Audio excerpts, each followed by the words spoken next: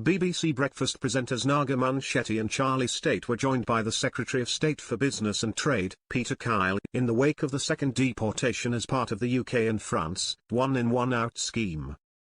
This comes after an Indian national was deported, and then an Eritrean man who initially won a last-minute legal claim to temporarily block his removal to France was flown out from Heathrow.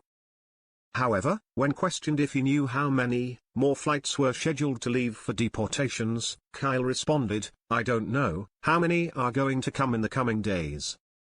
The politician continued, "What you can see is a Home Secretary in Shabana Mahmood, who is straining at the bit to make sure this pilot that we are currently testing with France is delivering to the maximum." Kyle stated, "We are making sure that we are getting as many people who don't have the right to be here returned as swiftly as possible." However, Naga probed, "Why isn't there an ideal number as part of the pilot scheme? A scheme has aims, has targets."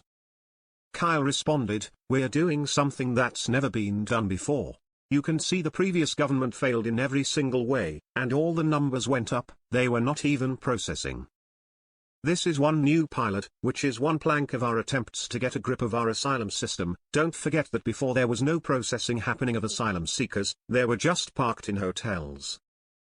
However, before he could finish, Naga interjected, "I understand that. If there's no target for a known number, I'm not going to push it because you have a number."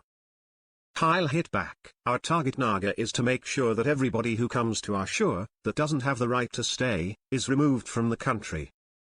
That is our target. We want to make sure we get a full grip on our system, that people don't come here in the first place. That is the deterrent that we need."